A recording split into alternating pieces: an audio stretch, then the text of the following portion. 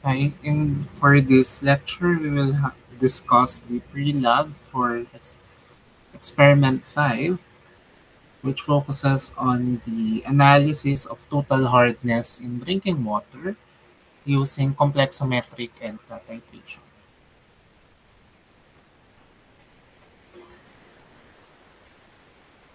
So this lecture, as well as the slides and the recorded lecture, is protected by the university's copyright policy and as well as the country's intellectual property code.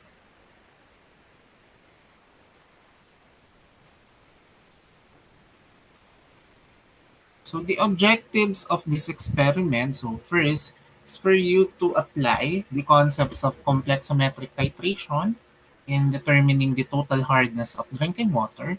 And second, so to determine possible applications of complexometric, particularly EDTA titrations and or complexation reactions in different fields.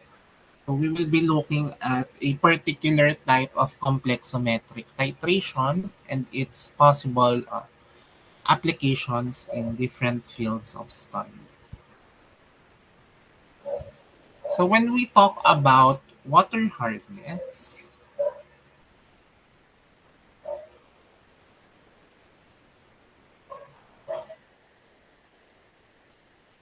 so we are talking about two types of water hardness. So the first one is what we call the temporary hardness. So this refers to the presence of bicarbonates of calcium and magnesium in your water samples. So this is only temporary because these particular metals, as they are existing as bicarbonate, so you could remove it from your sample by boiling. So if you'll recall from our previous discussions, previous experiments, so you could remove bicarbonate, especially if it is in water, so it will form your carbonic acid buffer. Okay? So you could remove this bicarbonate and its corresponding buffer by heating it. So you will release your carbon dioxide gas and water. So essentially, that is what is happening here. For example, if you have a calcium bicarbonate, so if you heat it, so what you will obtain is the calcium carbonate.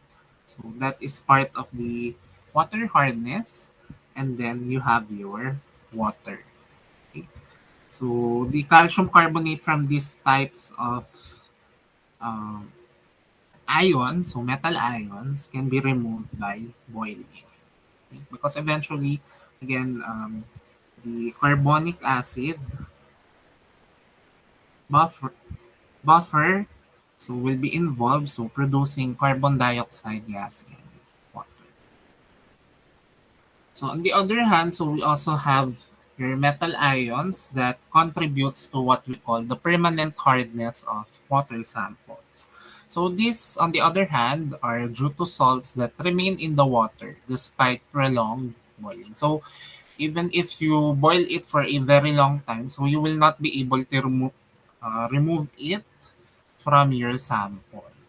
Okay, so the only way that you would be able to remove these salts are by performing a separate uh, technique or separation or extraction method. So this includes your chlorides, sulfides, nitrates, and carbonates. Okay.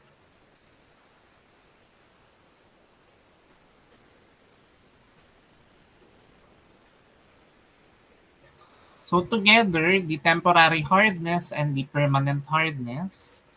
So any metal ions that contributes to these two types of water hardness gives rise to the total hardness of your water sample. So why is the total hardness or the water hardness important? Okay? So the total hardness is what we define as the capacity of metal cations in water to replace the sodium or potassium ions in soaps to form sparingly soluble precipitates. So we have here an example of a detergent molecule, which is usually found in soaps and other cleaning solutions. Okay? So it has a hydrophobic group and a hydrophilic group. So in the hydrophilic group, so there is what we call your sodium and your carboxylic or carboxylate group.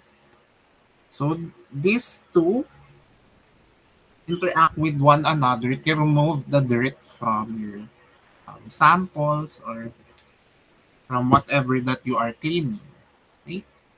So the carboxylate can interact with other metal ions or any other cations.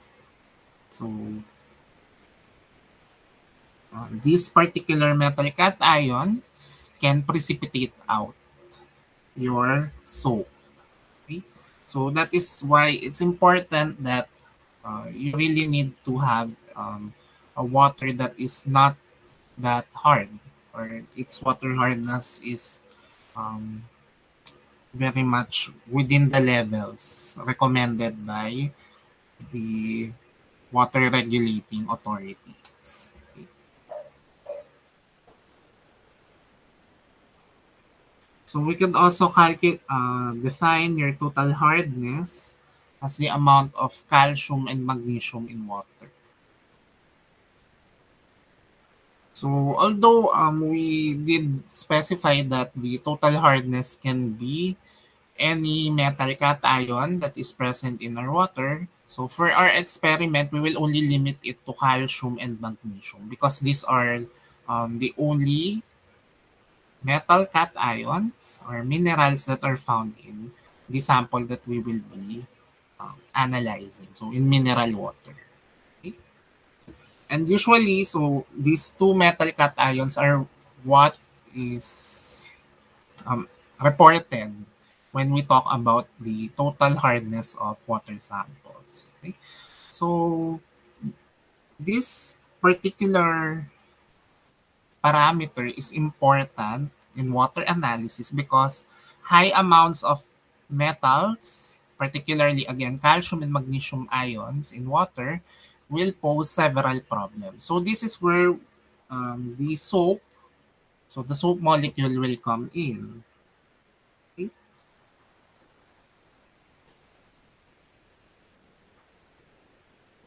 So the total hardness, so we report it as ppm of calcium carbonate.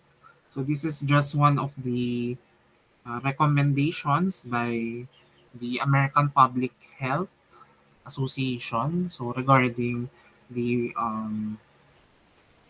amount of calcium carbonate in water for measuring the water hardness. Okay? So if it has 0 to 20 ppm of calcium carbonate, so we consider it as a soft water. 21 to 60, so it's moderately soft. 61 to 120 is moderately hard. 121 to 180 is hard. And if it is greater than 180, so that means that you have a very hard water. So just means that if you have a very hard water, so there is a very high concentration of metals present in your water sample. And again, we do not want that in your water sample because again it has something to do with the interaction of the metal ions with soap. Okay? So these metal ions, so calcium and magnesium, can form precipitates with your soap molecule. So this is what we call as the soap scum. Okay? So this is water insoluble. Okay? And if this forms in your drainages and in the sewages, so it could clog your water pipes. Okay? So that is very important, especially when dealing with public health and civil engineering. So we do not want to obtain this in our water system. So it would prevent us from obtaining um, clean sources of water. And also, it would be very expensive to replace water pipes and water sewages due to the clogging of your calcium carbonate and other metal carbonate precipitates in the sewage system.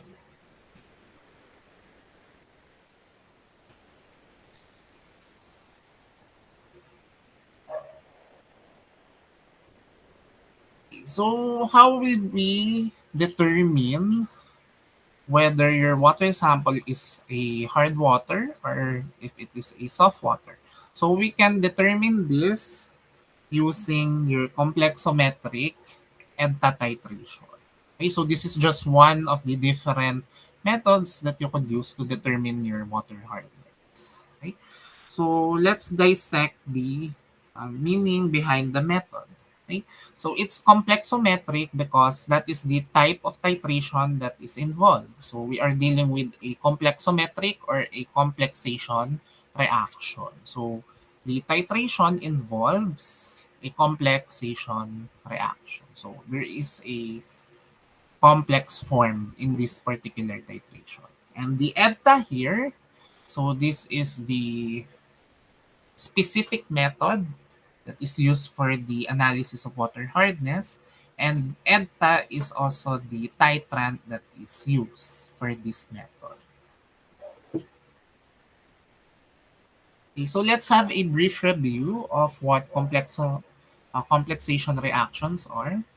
So complexation reactions are reactions that form a coordination compound or a complex ion. So typically, this involves your metal ion, which serves as the coordination center.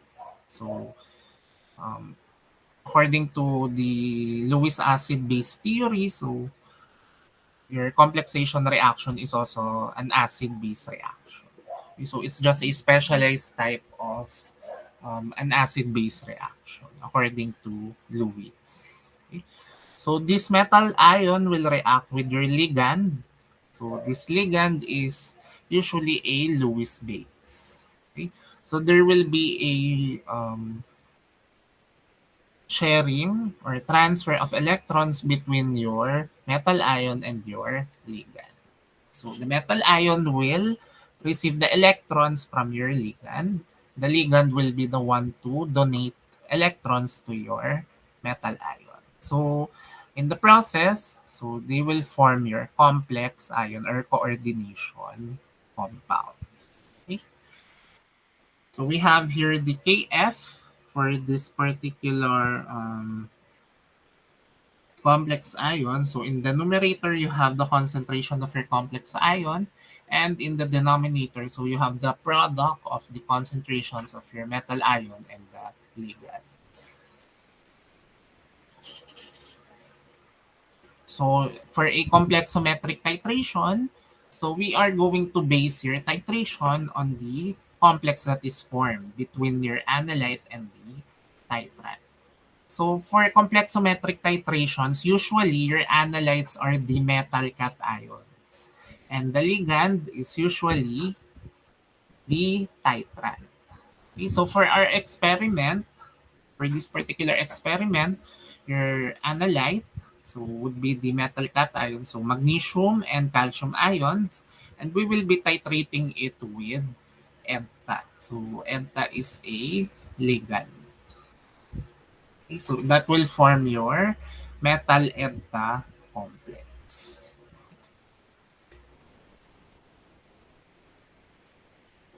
So before we discuss in depth the reactions involved and the steps that you will be um, performing in this particular experiment, so let's have first some concepts, review of the concepts from coordination chemistry. So we have your chelate. So chelates are ligands which form rings when it binds to your metal center. So EDTA or ethylene diamine tetraacetic acid is a chelate. Okay? So it forms a ring when it binds to your metal cations. So it forms this octahedral complex. So that's because your ligand, so EDTA, is hexavalent. So now let's discuss about EDTA. So EDTA is the short name or the abbreviation for ethylene diamine tetraacetic acid. So this is a very common complexometric titration or complexometric titrant. Okay? So this is the titrant that is used for complexometric titrations. Okay? So again, it is a hexadentate ligand, hence, so upon reacting with your metal analytes, so it will form an octahedral complex. And besides that, so it also acts as an acid. So it is a tetraprotic acid. So meaning there are four acidic hydrogens present in your enta molecule. So for this experiment, so the first thing that will be performed will be the solution preparation. So you need to prepare the enta solution, which you will be using as the titrant. Calcium carbonate standard solution. So this will be used for the standardization of the EDTA titrant. So a buffer solution. So we will discuss the importance of the buffer solution during the post-lab discussion. And of course, so you need an indicator to determine the endpoint of your titration. So for this particular titration, so we will be using your EBT indicator. So EBT stands for areochrome black tea. Okay? So that is the one of the indicators that can be used for complexometric titrations. Okay? So after preparing your solution, so again, as usual for titration analysis, so, or tichrometric analysis, so you need to standardize first your titrant. Okay?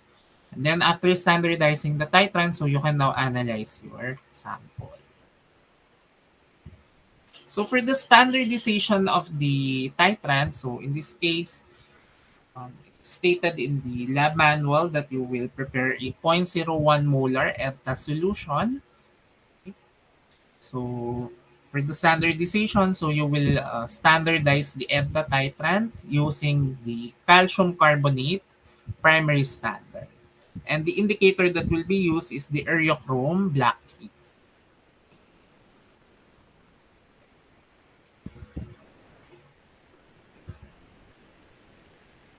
So to prepare the solution that will be used for the standardization, so first you need to pipette 10 ml 0.0050 molar working calcium carbonate solution and then add 75 ml distilled water to that particular aliquot of the working calcium carbonate solution.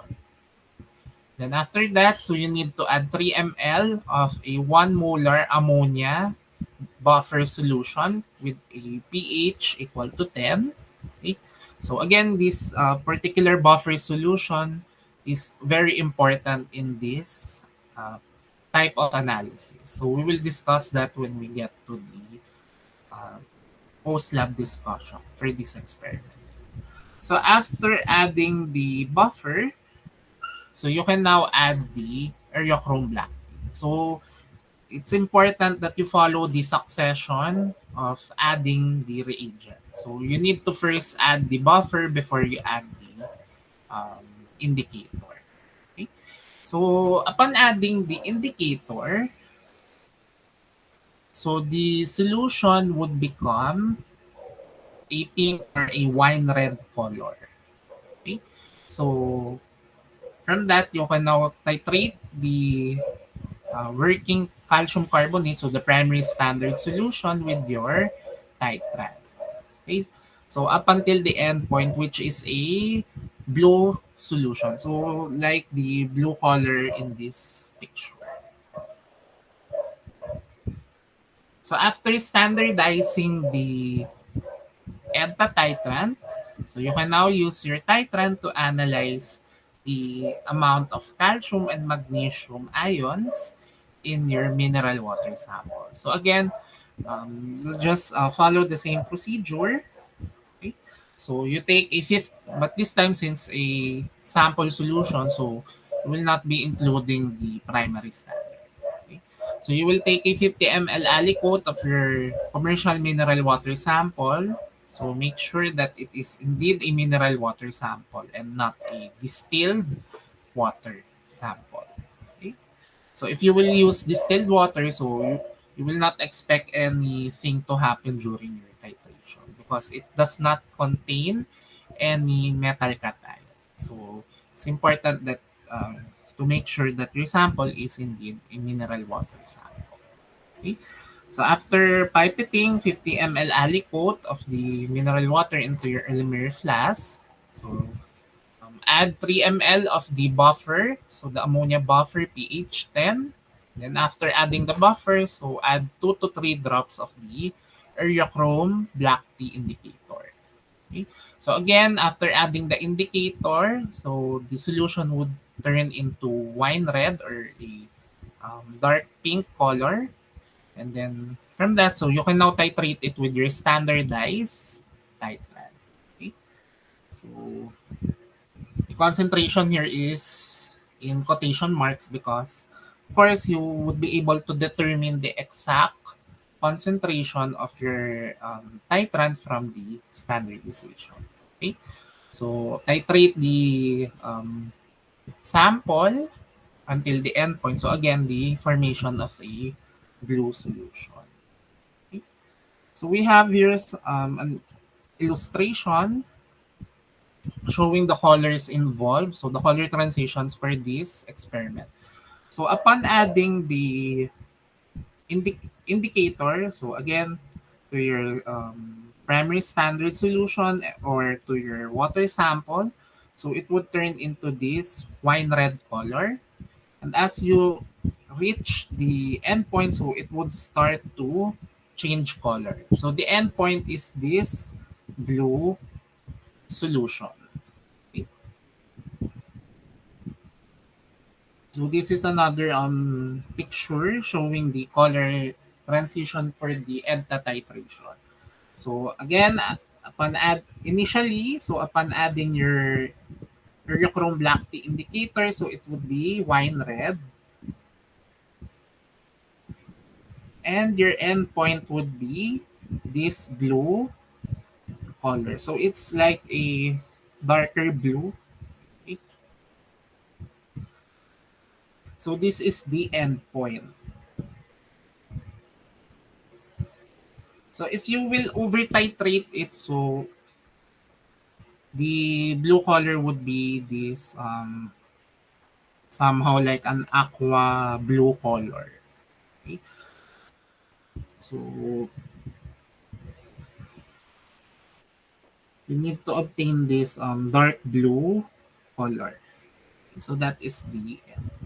So again, during the post-lab discussion, so um, we will discuss the equations involved in the titration. So how these particular colors are observed for the titration. Okay, so this is another picture. So it's just the same. So again, upon adding your indicator, so you have your wine red color and then titrate it with your EDTA titrant until the blue endpoint. So this dark blue endpoint. So if you will over titrate it, so after the equivalence point, so it will be this aqua blue color. So that's it for the pre-lab for the EDTA titration experiment.